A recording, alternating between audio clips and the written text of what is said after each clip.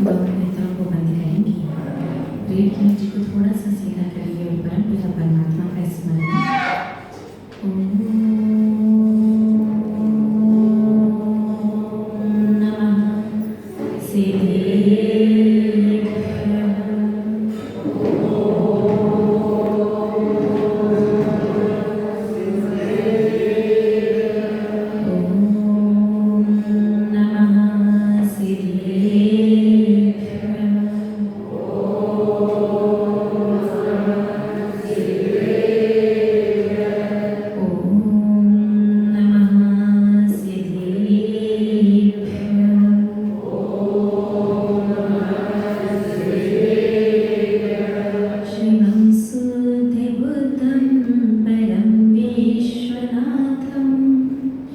न देवो न बन्धुर् न करिमा न करिता न अङ्गं न सङ्गं न स्वेच्छा न कायं चिदानन्दरूपं नमो वीतिरागं चिदानन्दरूपं नमो वीतिरागं चिदानन्दरूपं नमो वीतिरागं। जरूरी त्रैकालकृति त्रैलोक्य पूज्य विश्वाराध्य पंच परमेष्ठी भगवान की आदि विधाता आदि तीर्थंकर वृषभदेव श्री आदिनाथ भगवान की श्री चिंतामणि पार्श्वनाथ भगवान की विश्ववंदनीय मूलनायक विराजमान श्री महावीर स्वामी की परम गुरु परम पिता परमात्मा एक श्री सीमंदर स्वामी भगवान की चारित्र चक्रवर्ती परम श्रद्धेय आचार्य श्री शांति सागर जी मुनिराज की रत्नत्र धरित बोधन श्रेष्ठ मम शिक्षा दीक्षा गुरु गणी हरिकर श्री सौम्य नंदनी माता जी की अहिंसा प्रधान श्री जैन धर्म की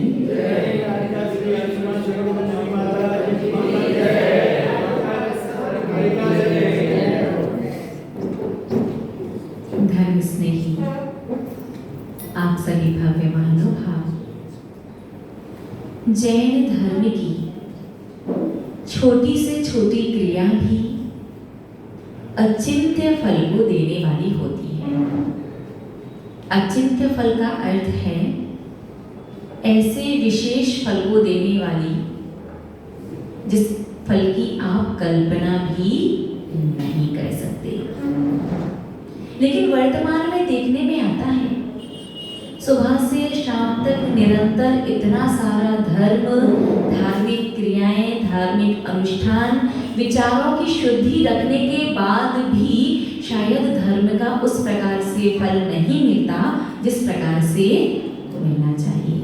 कारण है हमारी छोटी छोटी सी गलतियां, जिन गलतियों को सुधारने का प्रयास अपन सभी लोग कर रहे हैं। कहाँ तक पहुंचे थे अपन? 3 बार घंटा बजा करके निश्चय निश्चय निश्चय बोल करके जिन मंदिर में प्रवेश हो चुका है, श्री जी की वेदी के सन्मुख थोड़ा सा साइड में खड़े होकर के अपने दोनों हाथों को श्रीफल की तरह जोड़ करके अंगूठे के मूल भाग को कहाँ पर लगाया था? अपने शरीर के मूल मस्तिष्क पर सहस्त्रार्ध चक्र पर लगा करके 3 बार भगवान को नमस्कार किया। नमोस्तु भगवान, नमोस्तु भगवान, नमोस्तु भगवान। सबसे पहली बात कि आपको नमस्कार सहस्त्रार्ध चक्र पर ही क्यों करना है, ध्यान रखिएगा। यदि आप अपने जिन मंदिर प्रवेश का प्रथम नमस्कार सहस्त्रार्ध चक्र पर नहीं करते तो कितना बड़ा नुकसान आपको होता है, ध्यान दीजिएगा। सहस्त्रार्ध चक्र शरीर का मूल कहलाता है और ये वाला हिस्सा अंगूठे का मूल स्थान है। अर्थात जब हम अपना जिन मंदिर में प्रवेश करने के बाद प्रथम नमस्कार सहस्त्रार्ध चक्र पर करते हैं तो इसका अर्थ होता है कि हे भगवान, मैं अपनी मूल से की गई समस्त गलतियों की क्षमा याचना करता हूँ। मूल से यानी इस भाव में जब से पैदा हुआ और अनादि काल से जब से संसार में हूँ और जो अनंत पर्याय मैंने अभी तक धारण की है उसमें मैंने जो गलतियां की, गलती के अलावा किया ही क्या है? हमेशा गलतियां, दोष, अपराध, पाप, जिनकी वजह से मैं इस अनंत दुखमय संसार में परिभ्रमण कर रहा हूँ। महानुभाव ध्यान दीजिए कि आपका सिर्फ मूल में नमस्कार करना मात्र, आप जो सहस्त्रार्थ चक्र पर अंगूठे को मूल को लगा करके नमस्कार करते हैं, ये आपका मूल से की गई समस्त गलतियों का क्षमा याचना रूप नमस्कार है। अर्थात जो अनादिकाल से जो अनंत पर्याय अनंत भव मैंने अभी तक लिए हैं, और इस भव में मूल से जब से मैं वो नन्ना मुन्ना छोटा सा बच्चा था ना, तब से इतना भगवान आप तो सर्वज्ञ हो, सबका सब कुछ जानते हो। अब तो जानते हो कि मैंने कैसी कैसी गलतियां जान करके और अनजाने में जो भी अब तक किया है, सारी गलतियां क्षमा हो, और मैं अब प्रयास करूंगा कि आगे से अपनी गलतियों को सुधार सकूं। तो सहस्त्रार्थ चक्र पर नमस्कार करने मात्र से मूल से की गई समस्त गलतियों की क्षमा याचना भगवान से हो जाती है। ज्यादा ना सही, लेकिन कुछ ना कुछ अंश पाप का जरूर नष्ट होता है सहस्त्रार्थ चक्र पर नमस्कार करने से। उसके अलावा आप कहीं भी कैसे भी कभी भी नमस्कार कीजिए, चलेगा, लेकिन प्रथम नमस्कार सहस्त्रार्थ चक्र पर ही होना चाहिए, ताकि मूल से की गई समस्त गलतियों की क्षमा याचना आप भगवान से मांग सको। उसके बाद दूसरी बात थी कि दोनों हाथों को कैसे जोड़ना है, श्रीफल की तरह। क्यों? क्योंकि हमारे परमपिता परमात्मा जो है ना, वही वास्तविकता में सिद्ध शिला पर विराजमान है। तो पहले आपको अपने दोनों हाथों की सिद्ध शिला मिलाकर के दोनों हथेलियों के इस वाले हिस्से पर थोड़ा सा दबाव बनाते हुए हल्के से प्रेशर के साथ दोनों हाथों को इस प्रकार से टर्न करना है। क्यों कहना है?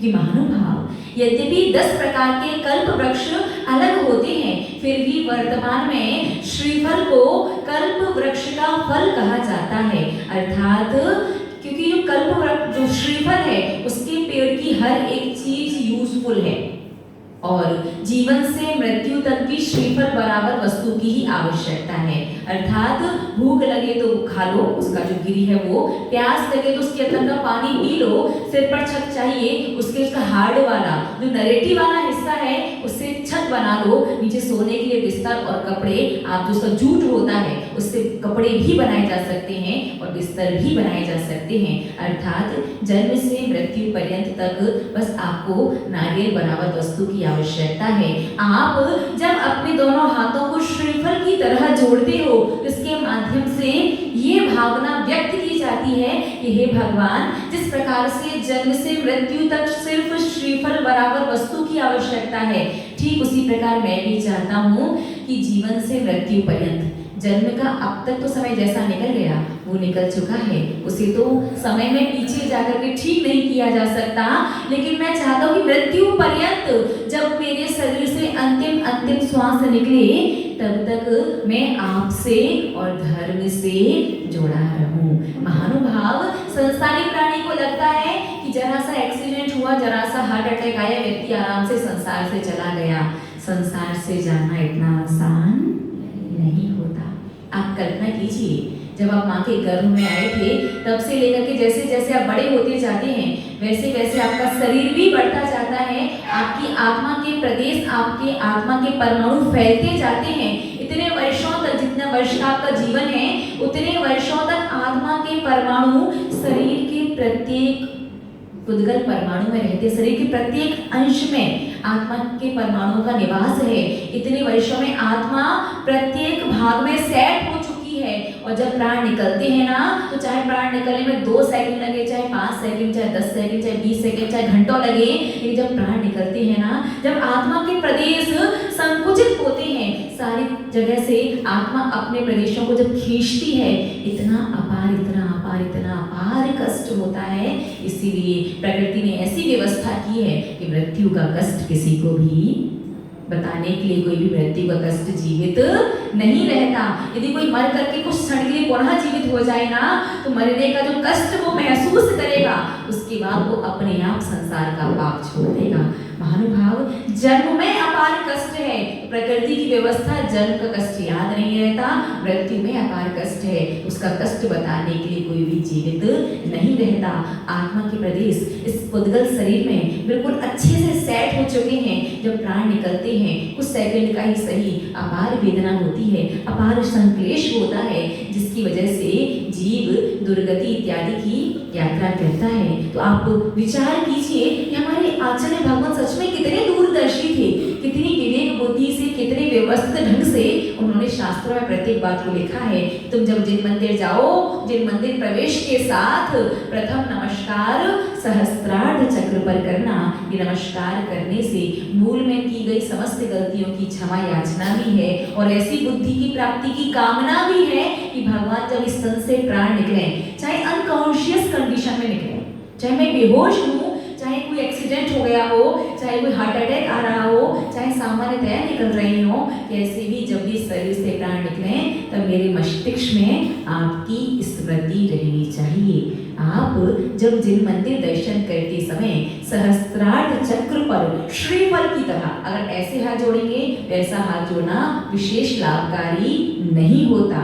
श्रीफल की तरह हाथ जोड़ने से ही जब आपके जीवन का अंत समय आएगा, तब भले ही आपकी कंडीशन पूर्वकृत कर्मोदय से या वर्तमान के पुरुषार्थ से आपकी स्थिति कैसी भी हो, लेकिन आपके मस्तिष्क में प्रभु परमात्मा की स्मृति जरूर रहेगी। इसीलिए कहा जाता है कि दोनों हाथों को हमेशा कैसे जोड़ो, श्रीफल की तरह जोड़ो।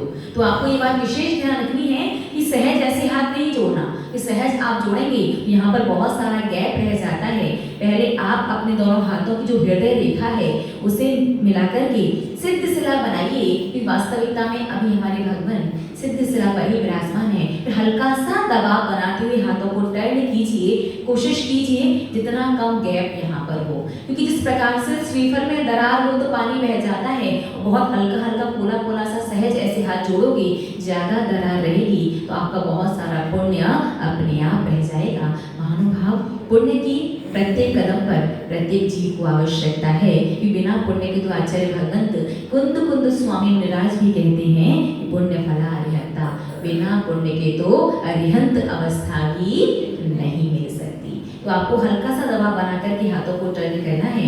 वो स्वतः यदि गैप रहे तो कोई बात नहीं, लेकिन सहज ऐसे पोले पोले से हाथ नहीं जोड़ने हैं। इस तरफ गैप रहेगा चलेगा, इस तरफ का विशेष ध्यान रखना है। और आपको बस एक बार श्रीफल की तरह हाथ जोड़ करके सहस्त्रार्ध चक्र पर नमस्कार करना है। उससे दो बड़े लाभ हो गए।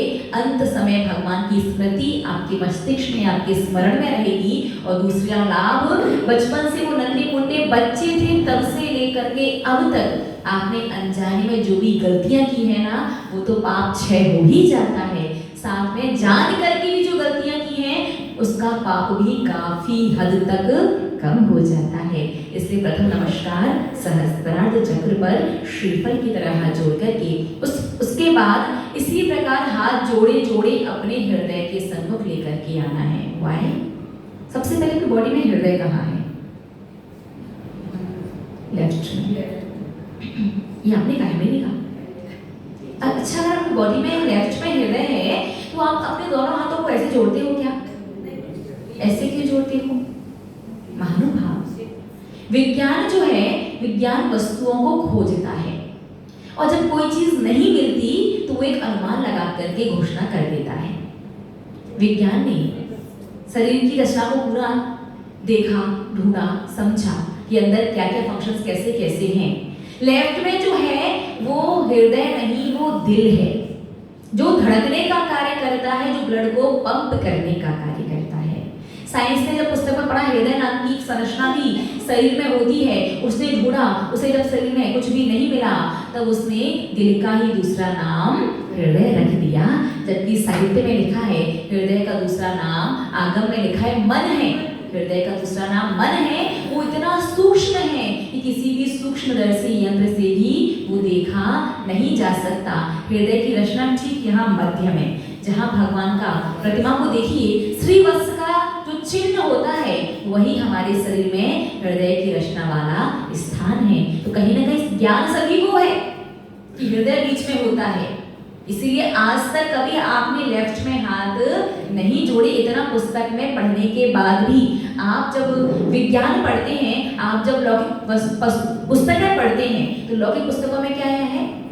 राइट में नहीं, लेफ्ट में, और रियल केसों में राइट साइड भी हर्ट होता है, बट साइंस कभी भी सेंटर में एक्सेप्ट नहीं करती। फिर भी आपने आज तक कभी लेफ्ट में हाथ नहीं जोड़े, क्यों? क्योंकि कहीं ना कहीं आप भाव ज्ञान के माध्यम से जानते हो कि लेफ्ट में जो है वो दिल है, हृदय है, जो मन है, उसकी रचना तो मध्य में होती है। इसलिए हमेशा दोनों हाथ कहाँ जोड़े हैं? मध्य में। तो आपको ध्यान रखना है कि आपके हाथ ना तो ऊपर हो ना नीचे। आप कैसे हाथ जोड़ते हैं आपको पता?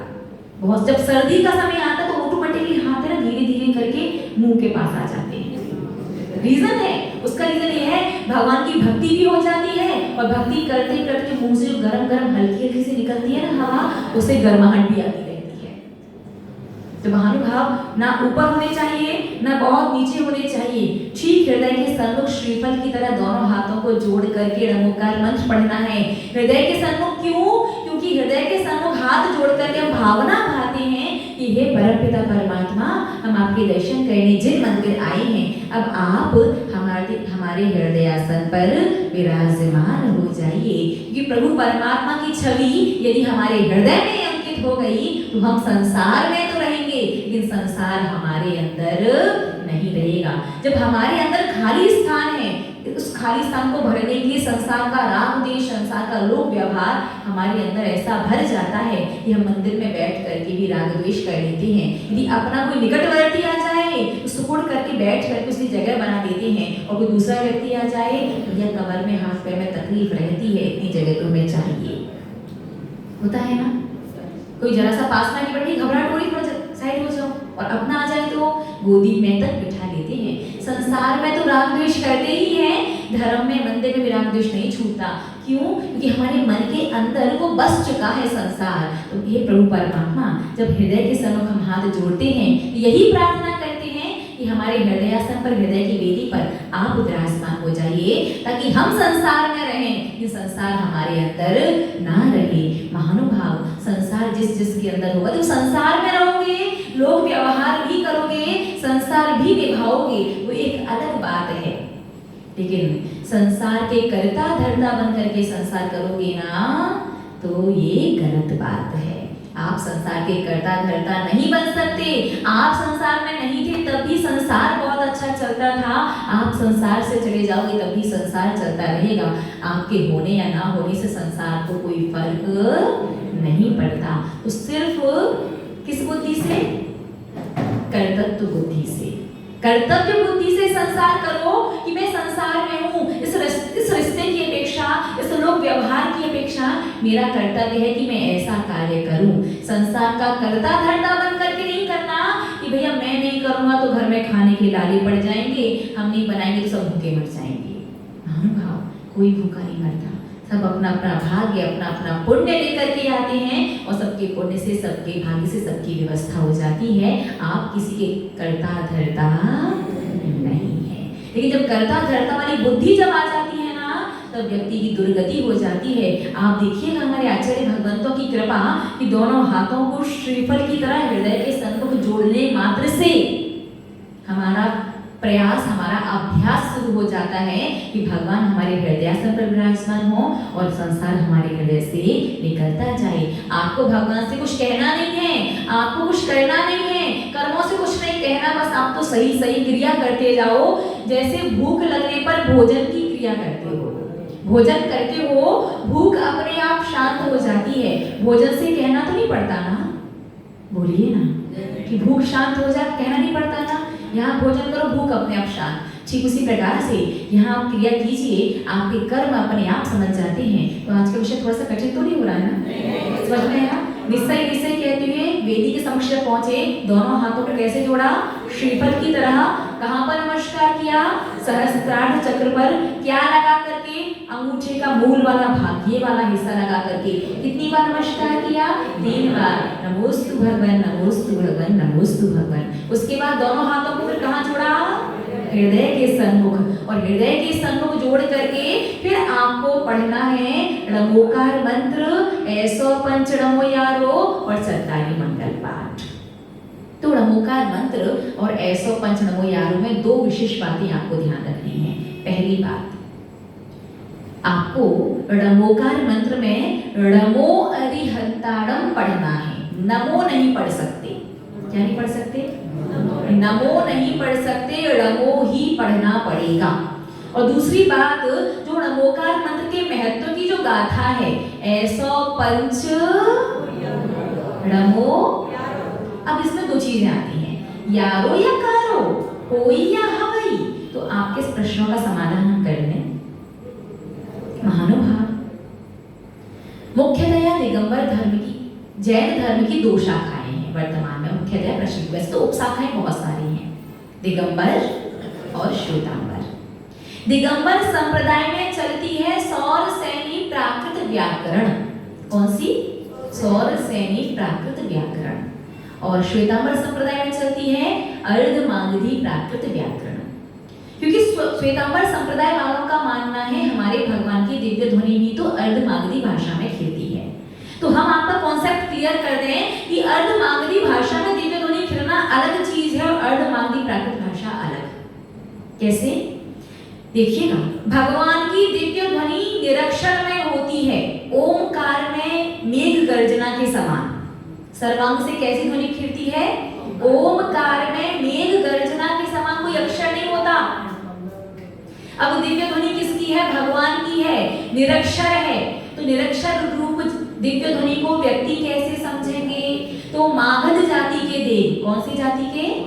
मागध जाति के देव उस ओमकार में दिव्य ध्वनि को 700 लघु भाषा और 18 महाभाषा, टोटल 718 लैंग्वेजेस में, 718 भाषाओं में कन्वर्ट कर देते हैं। जिस व्यक्ति को जो भाषा समझ में आए, मुख्यतया 718 ही भाषाएं हैं। जिस व्यक्ति को जो लैंग्वेज समझ में आती है, जो भाषा समझ में आती हो, उसे लगता है कि भगवान हमारी ही भाषा में बोल रहे हैं। सर्प को सर्प की भाषा सुनाई देती है, सिंह को सिंह की भाषा, गाय को गाय की भाषा, मनुष्य को मनुष्य की भाषा, देवों को उनकी संस्कृत वाली भाषा सुनाई देती है। तो सबको लगता है भगवान हमारी ही भाषा में उपदेश दे रहे हैं। धर्मस्नेही महानुभाव, दिव्य ध्वनि है भगवान की और कन्वर्ट करते हैं मागध जाति के देव। तो मागध जाति के देव कैसा काम करते हैं? आधा काम करते हैं। कैसा काम है? सिर्फ कन्वर्ट करने का काम करते हैं, दिव्य ध्वनि उनकी नहीं है। तो आधा काम करने से वो दिव्य ध्वनि क्या हो गई? अर्धमागधी भाषा। समझ में आई?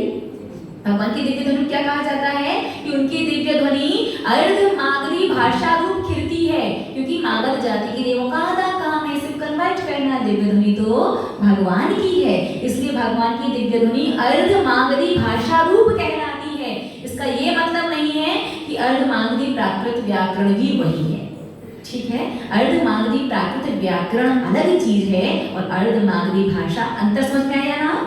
मागध जाति के देव कन्वर्ट करते हैं, इसलिए दिव्य ध्वनि अर्धमागधी कहलाई, ठीक है? तो दिगंबर संप्रदाय में कौन सी प्राकृत चलती है?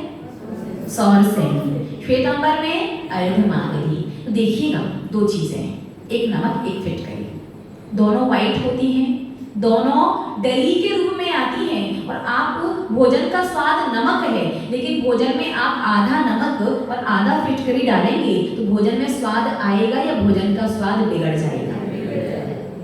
सभी जानते हैं महानुभाव। ठीक इसी प्रकार से नमोकार प्राकृत भाषा में है, उसकी जो दो गाथाएं हैं वो सौर सैनी प्राकृत व्याकरण भाषा में ही है। यद्यपि कारों और यारों का अर्थ एक ही है, होई और हवई का अर्थ भी एक ही है, लेकिन पूरी तो चीज सौर सैनी प्राकृत में है। और दो वर्ड कारो और हवई, ये दो शब्द अर्धमागधी के जोड़ दिए, णमो की जगह नमो जोड़ दिया। तो सौर सैनी में अर्धमागधी मिक्स करने से आधा नमक आधा फिटकरी दोनों मिक्स करके भोजन में डालोगे तो जैसे भोजन का स्वाद बिगड़ जाता है, वैसे दो अलग अलग व्याकरणों को मिक्स करोगे तो फिर आपके कर्मों का स्वाद, बोलिए ना, बिगड़ जाएगा। बात समझ में आई? क्या समझ में आया? कि आप दो व्याकरणों को आपस में मिक्स नहीं कर सकते, भले ही अर्थ एक ही हो। तो आपको बोलना क्या है णमोकार मंत्र में? णमो अरिहंतारम।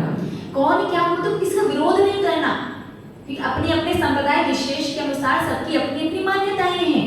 तो किसी को ज्ञान नहीं देना है, विरोध नहीं करना है, सही क्या है इसकी जानकारी आपको होनी चाहिए। आप जब भी नमोकार मंत्र पढ़ोगे तो आपका नमो अरिहंतारम बिल्कुल नहीं चलेगा।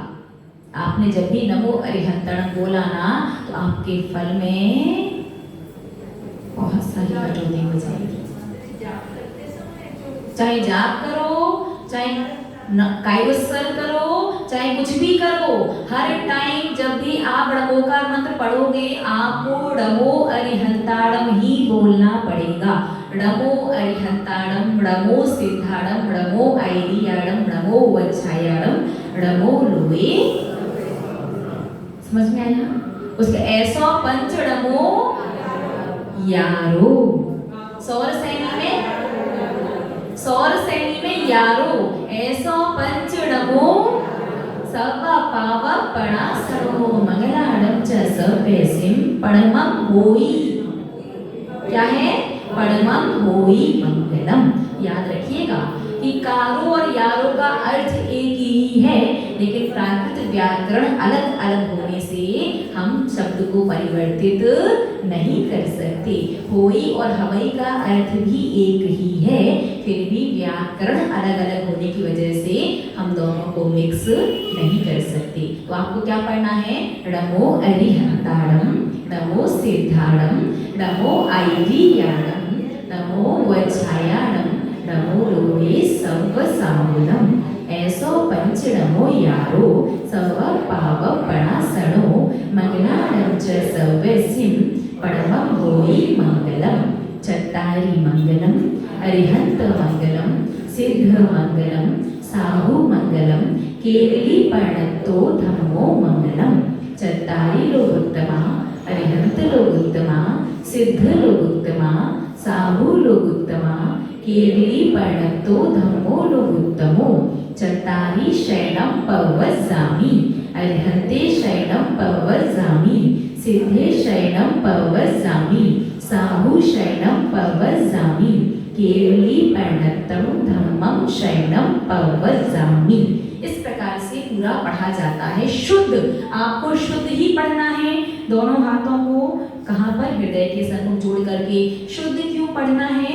क्योंकि जब आप चत्तारी मंगल पाठ में चत्तारी मंगलम वाला जो पढ़ते हैं, इसका अर्थ होता है भगवान मेरे जीवन में 4 ही मंगल हैं। और जैसे ही चत्तारी मंगल पाठ आपने पढ़ा, वैसे ही आपका जो अनिष्ट अमंगलकारी कर्म होता है वो अपने आप उसकी शक्ति कम हो जाती है। अपने अनिष्ट को, अपने भयंकर अमंगल को, जो बहुत ज्यादा अमंगल वाला जो अमंगल, एक तो सामान्य अमंगल, तो देखो कर्म किया है कुछ ना कुछ फल तो देगा, तो सामान्य अमंगल चल जाएगा, लेकिन अनिष्टकारी जो अमंगल है, सिर्फ चत्तारी दंडक बिल्कुल शुद्ध प्रभु परमात्मा के दर्शन करते इसमें पढ़ने मात्र से अनिष्टकारी अमंगल अपने आप टल जाता है। इतना बड़ा लाभ। आप लोग पढ़ते हैं कि देव दर्शन के समय? सभी लोग पढ़ते हैं, शुद्ध पढ़ते हैं, पढ़ तो लेते हैं जैसा पढ़ते हैं, लेकिन अब ध्यान रखिएगा शुद्ध पढ़ना है अपने अनिष्टकारी अमंगल को दूर करने के लिए। जब आप चत्तारी मंगलम वाला पढ़ते हैं, आपका अनिष्टकारी अमंगल दूर हो जाता है। जब चत्तारी लोग उत्तमा पढ़ते हो तो आपके जीवन में यश कीर्ति नामकरण का उदय शीघ्र आता है। जब चत्तारी शरणम पवज्जामि, जब ये वाला पढ़ते हैं तो आपके जीवन में कोई भी ऐसी समस्या, ऐसा कर्म नहीं आता कि आपको संसारी जीवों के सामने जाकर के भीख मांगनी पड़े, उनकी शरण में जाना पड़े। तो 4 की शरण में आ गया, उसे अपने कार्य की सिद्धि के लिए फिर 5वें की शरण में नहीं जाना पड़ेगा। बात समझ में आई? बस आपको शुद्ध पढ़ना है दोनों हाथों को जोड़ करके। अब एक और महत्वपूर्ण प्रश्न कि जब णमोकार मंत्र पढ़ेंगे, ऐसो पंच णमो यारो चत्तारी मंगल पाठ जब पढ़ेंगे, जो टाइम रहेगा उस टाइम में क्या करेंगे?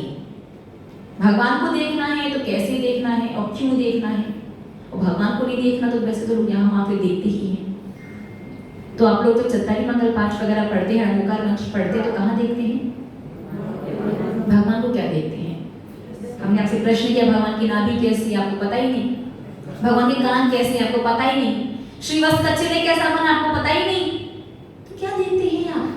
आपने जिन बिंब तक को ढंग से नहीं देखा, जिन प्रतिमा तक को नहीं देखा, मूर्ति को नहीं देखा, मूर्तिमान तक कैसे पहुंचोगे?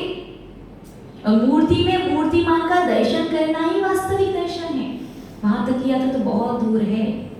महानुभाव, हर एक चीज का हमने कहा था ना, हर एक क्रिया अत्यंत विशेष फल को देने वाली होती है।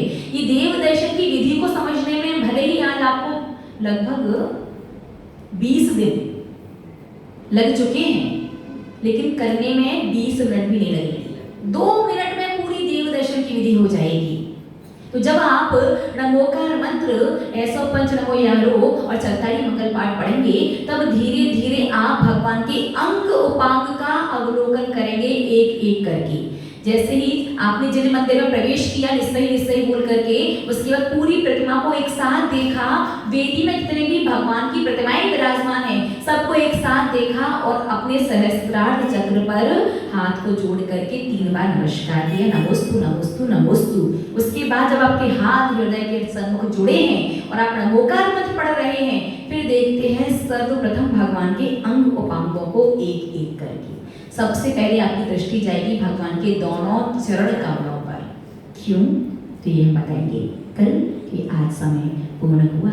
ये बहुत विशेष फलदायी होता है और बिना आप धीरे धीरे जब तक भगवान के अंग उपांगों का ठीक से अवलोकन नहीं करते, जब तक आप पूरे जिनबिंब का ठीक से दर्शन नहीं करते, तब तक आप अचिंत्य और विशेष फल को, विशेष लाभ को प्राप्त नहीं कर पाएंगे। महानुभाव, पहले चरण कमल देखे जाते हैं, फिर नाभि, फिर वक्ष स्थल, फिर भगवान की मुस्कान, फिर भगवान के दोनों नेत्र कमल, फिर भगवान का मस्तिष्क, फिर भगवान का मुखमंडल और उसके बाद देखी जाते हैं पूरी जिन प्रतिमा।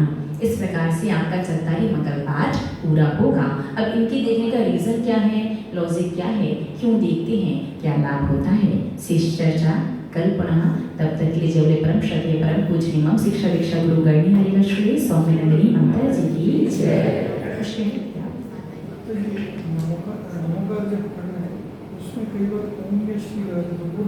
देखिएगा महानुभाव, नमोकार मंत्र का सीधा सिंपल सा नमोकार मंत्र 5 पद 35 अक्षर और 35 अक्षर नमो अरिहंताणम, नमो सिद्धाणम, नमो ऐरियाणम, नमो वज्रायाणम, नमो लोहे सव्यसाहुणम। ये 35 अक्षर कंप्लीट हो गए। जब भी आप इतना नमोकार मंत्र पढ़ोगे, इतना नमोकार मंत्र पढ़ने मात्र से आपको एक बार नमोकार मंत्र पढ़ने पर भी 84 लाख मंत्रों को एक एक बार पढ़ने का पुण्य। कितना फल मिलेगा? जितने बार आप नमोकार मंत्र पढ़ोगे उतनी बार 84 लाख मंत्रों को पढ़ने का पुण्य मिलेगा। और वही आपने नमोकार मंत्र में एक्स्ट्रा ओम श्रीम ह्रीम क्लीम कुछ भी अगर एक्स्ट्रा कुछ लगा दिया तो वो नमोकार मंत्र तो है लेकिन महामंत्र नहीं है।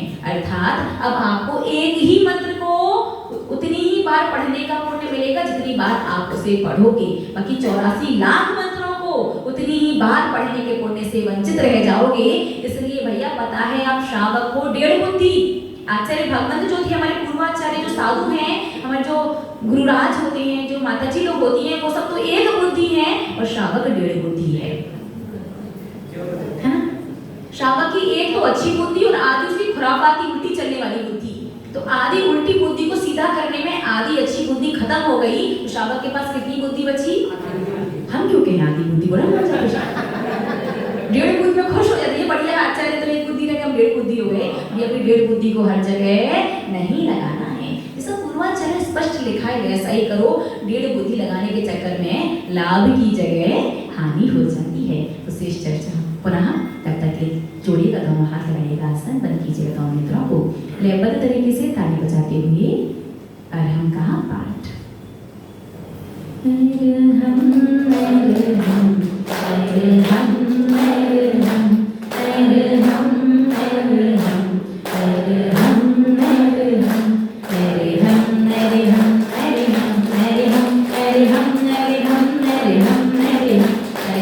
अरहम अरहम अरहम अरहम अरहम अरहम अरहम